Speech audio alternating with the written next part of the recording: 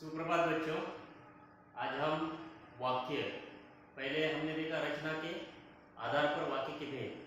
आज हम देखने वाले अर्थ के आधार पर वाक्य के भेद।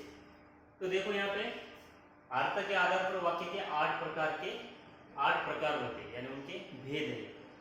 तो पहला प्रकार देखो, इसमें विधानवाचक, दूसरा है निषेधवाचक, तीसरा इच्छावाचक, चौथा प्रश्नवाचक, पांचवा आज्ञावाचक, 6 संकेतवाचक, 7 विस्मय सूचक और 8 संदेहवाचक। तो इन 8 प्रकार आज हम अर्थ के अनुसार 8 प्रकार आज हम पढ़ने वाले। तो पहला जो है विधानवाचक, इसे हम आज देखने वाले। तो देखो विधानवाचक किसे कहते हैं, इसकी परिभाषा आप देखो, जिस वाक्य में किसी बात का होना या करना पाया जाए वह विधानवाचक वाक्य कहलाता है। इसकी परिभाषा देखो, जिस वाक्य में किसी बात का होना या करना पाया जाए वह विधानवाचक वाक्य कहलाते। जैसे कि देखो यहाँ पे, वह मेरा मित्र है, वह मेरा क्या है, मित्र है, यहाँ पे होना है। और दूसरा, अंशु अपना कार्य करती है, अंशु अपना कार्य करती है, क्रिया कर रही है। तो यहाँ पे करना है, समझ में आया। विधानवाचक क्या है, जिस वाक्य में किसी बात का होना या करना पाया जाए वह विधानवाचक वाक्य कहलाता है। अब जो दूसरा है निषेधवाचक वाक्य किसे कहते हैं, इसकी परिभाषा देखो, जिस वाक्य में किसी बात या काम के न होने का बोध हो। देखो, जिस वाक्य में किसी बात या काम के न होने का बोध हो वह निषेधात्मक वाक्य कहलाता है। जैसे कि उसने खाना नहीं खाया, उसने खाना नहीं खाया, यहाँ पे क्या है, न होने का बोध है, नकारात्मक कहते हैं उसे। तो इस वाक्य से आपको पता चला होगा निषेधात्मक वाक्य यहाँ पे यानी नकारात्मक वाक्य होता है, यहाँ पे विरोध किया जाता है, उसे निषेधात्मक वाक्य कहलाता है। तो आगे तीसरा देखो, प्रश्नार्थक यानी प्रश्नवाचक वाक्य किसे कहते हैं, जिस वाक्य का प्रयोग प्रश्न पूछने के लिए किया जाए उसे प्रश्नवाचक वाक्य कहते हैं। जैसे कि हम किसी को प्रश्न पूछते हैं, तुम्हारा नाम क्या है, तुम्हारा घर कहाँ है, तुम कौन हो, तुम कहाँ से आए हो, ऐसे प्रश्न, उसे प्रश्नवाचक वाक्य कहते हैं। यहाँ पे दिया है वाक्य देखो, आप कहाँ रहते हैं, यहाँ पे प्रश्नार्थक, तुम क्या पढ़ रहे हो, तुम क्या पढ़ रहे हो, यहाँ पे प्रश्नार्थक प्रश्न पूछा है। तो इस वाक्य को क्या कहते हैं, प्रश्नवाचक वाक्य। आगे का देखो,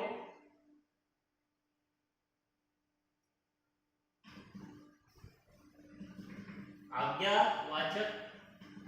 अब देखो आज्ञावाचक वाक्य में क्या बताया है, इसकी परिभाषा है, जिस वाक्य से आज्ञा तथा उपदेश को बोध होता है, आज्ञा तथा उपदेश का बोध होता है वह आज्ञावाचक वाक्य कहलाते। जैसे कि हमें किसी ने कुछ काम बताया है तो हम उसे स्वीकार करके वो काम करते हैं, उसे आज्ञा कहते हैं। अब यहाँ पे कुछ उदाहरण है, देखो, तुम यहाँ से चले जाओ। अब यहाँ पे क्या किया है कि तुम यहाँ से चले जाओ, जाने की यहाँ पे बताया है। तो यहाँ पे आज्ञा है, अपना कमरा साफ करो, अपना कमरा साफ करो, यहाँ पे आज्ञा दी है कि तुम यहाँ से चले जाओ और अपना कमरा साफ करो।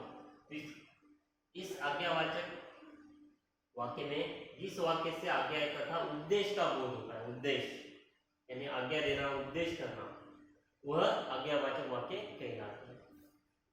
तो आगे का देखो, विस्मयादिवाचक।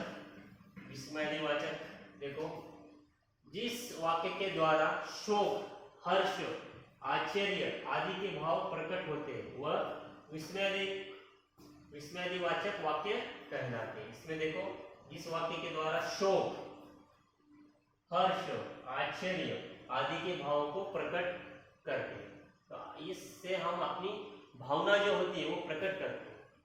तो ये वाक्य कौन से कहलाते हैं, विस्मयादिवाचक वाक्य कहलाते हैं। जैसे कि देखो, वाह क्या दृश्य है, इसे विस्मयादिबोधक भी कहते हैं। वाह क्या दृश्य है, यहाँ पे विस्मयादिवाचक का चिन्ह दिया है।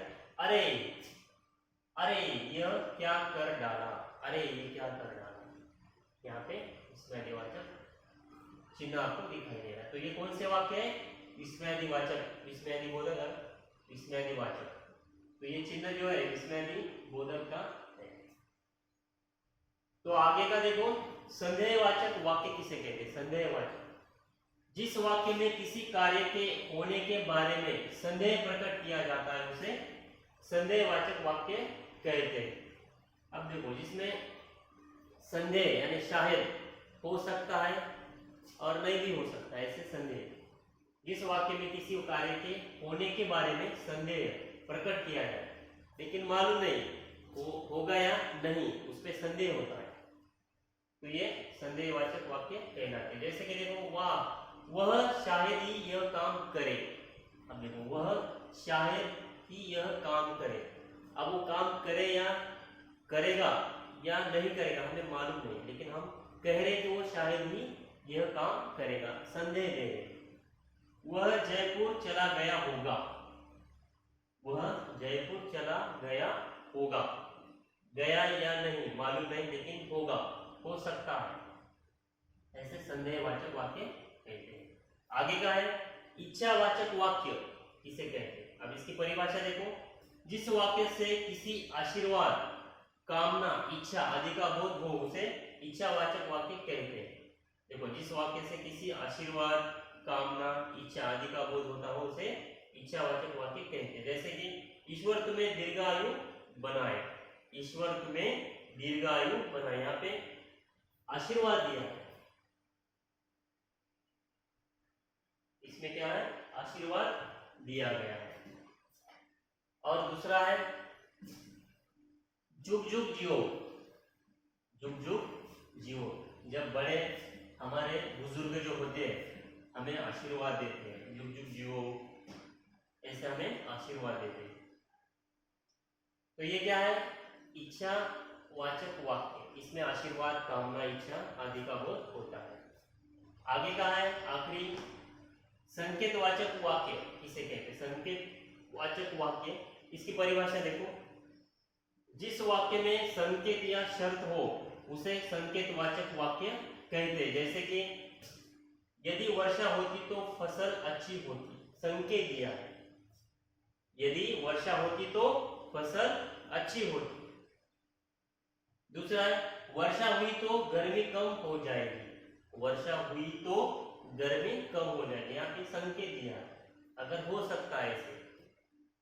तो देखो, आज हमने वाक्य के जो प्रकार है यानी रचना के अनुसार आज हमने प्रकार देखे हैं, कितने?